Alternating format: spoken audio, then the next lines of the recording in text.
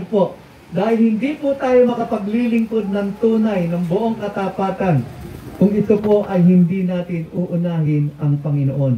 At ito po ang sinasabi po, dito po, kaya bago natin talakayan, sabi naman po sa mga ngaral, chapter 3, verse 1 and 2, ang lahat sa mundong ito ay may kanya-kanyang panahon, may kanya-kanyang oras.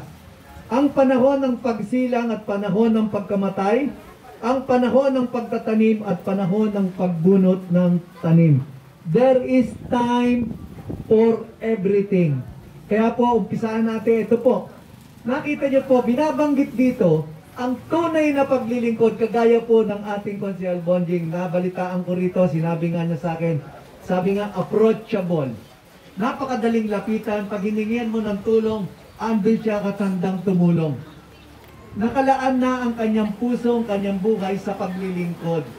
Siguro, nakikita natin dito kapag ganito ang karakter, makikita po natin na yung paglilingkod ang inuuna ay ang Panginoon Diyos. Sapagkat siya ay naglilingkod, hindi lamang para sa tao, sapagkat ito po ang mahalaga. Sa mamatay at mabuhay tayo, kinakailangan po mabuhay tayo para sa Panginoon at mamatay rin tayo para sa Panginoon.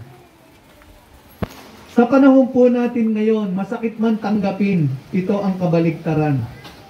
Siguro po, masakit tanggapin ang katotohanan na napakarami pong naglilingkod.